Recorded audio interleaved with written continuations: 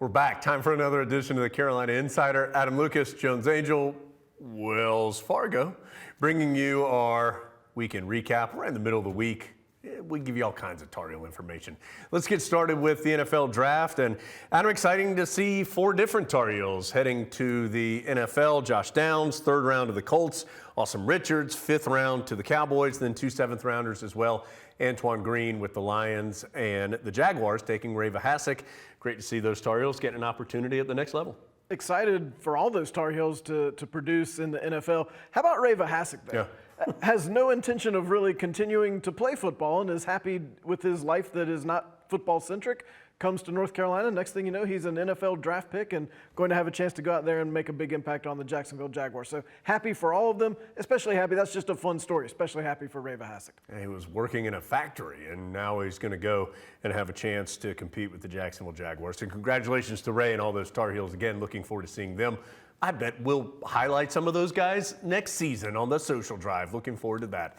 Let's move from Tar Heel football, though, to Carolina baseball. And Adam, as has been the case really all season for the Diamond Heels, some good news and then some frustrating news for the Tar Heels. They end up going to Virginia Tech last weekend, lost the first game, but then bounced back, swept a doubleheader that was played on Saturday to win that series. So we'll start with the good, and that included a lot of good from Mac Horvath. He was swinging a hot bat.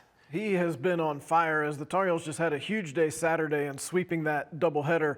Mac earns Dick Howser National Player of the Week honors for his week, which included hitting .563, 5 homers, 19 runs driven in 4 games. That's the most runs driven in a 4-game stretch in Carolina baseball history. Think of all the great hitters who have come through Chapel Hill, were not able to drive in 19 runs in 4 games. So that was good. It bumps Carolina up to 4th in the Coastal and just a couple wins out of 3rd. So that's the positive. Then the more frustrating side of things, Adam, it's been a story that we've seen a bunch from the Tar Heels, unfortunately, to this point of the season. Had a matchup with Campbell, who's very good. Campbell ranked in the top 10 nationally this season.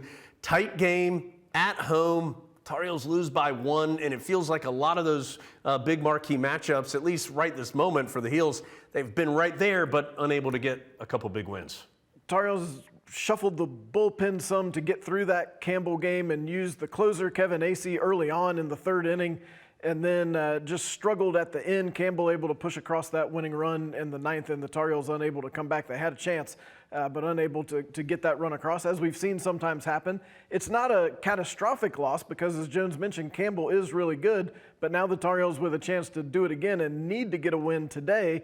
They're going to another good in-state program, East Carolina, for the 3rd game of the season between those 2 teams. Tar Heels need a road win. So Carolina, still a lot of opportunities for some quality wins for the Tar Heels. Adam mentioned that matchup with ECU coming up tonight. Weekend off for Carolina due to exams. Still have weekend series before the ACC tournament against NC State and also Clemson, who are both ranked in the top 25 of the RPI, which is a heavily valued tool for the postseason in college baseball. Carolina right around 40 in the RPI, so some big moments still to come for the Diamond Heels as they move through these final weeks of the regular season. Let's go from the Diamond to the Circle. Tar Heel softball. And Adam, this is a unique record. Tar Heels 25-27 overall, not what they want, below 500. But in conference play, now 13-10. The Tar Heels have really been playing well over these last couple of weeks in conference action, and a former pod guest has helped leading that charge. Yeah, Carolina took 2 out of 3 from Georgia Tech this weekend, and the Tar Heels have now won 4 straight ACC series to get to that ACC record that Jones mentioned. One of the keys, 𝗲𝗂𝗂𝗍𝗍. Look, here's what happened. 𝗲𝗂𝗂𝗂𝗍 came on this show 3 weeks ago.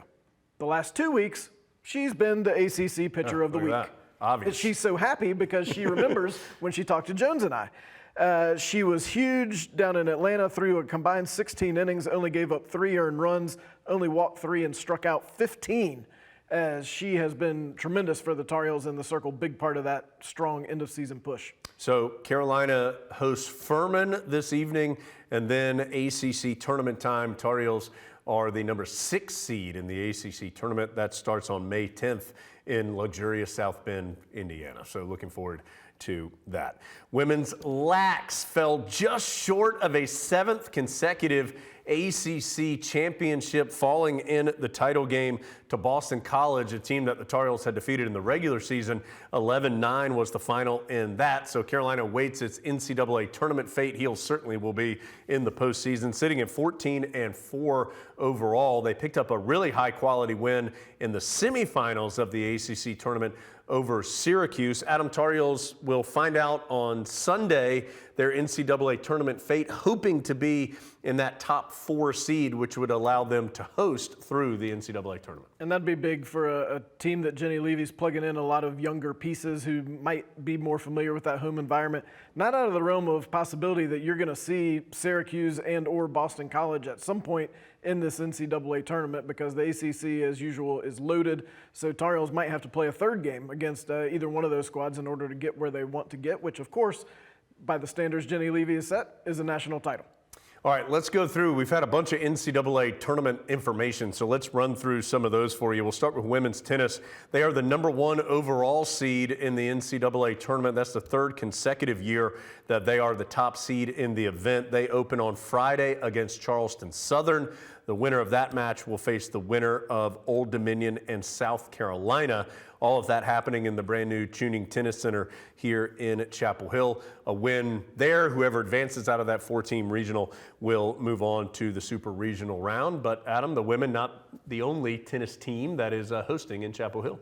Also men's tennis, you probably guessed. Not only the women's tennis team, also the Carolina men's team. They're the number 16 overall seed. They're going to host Drake on Saturday. The winner of that match will face the winner of the Utah Old Dominion match. And then some toughness down the road, as Carolina would eventually potentially have to go to #1 overall seed Texas if all the seeds hold in that event. All right, let's talk a little golf. We'll start with the men. They are the top seed in the Salem, South Carolina regional.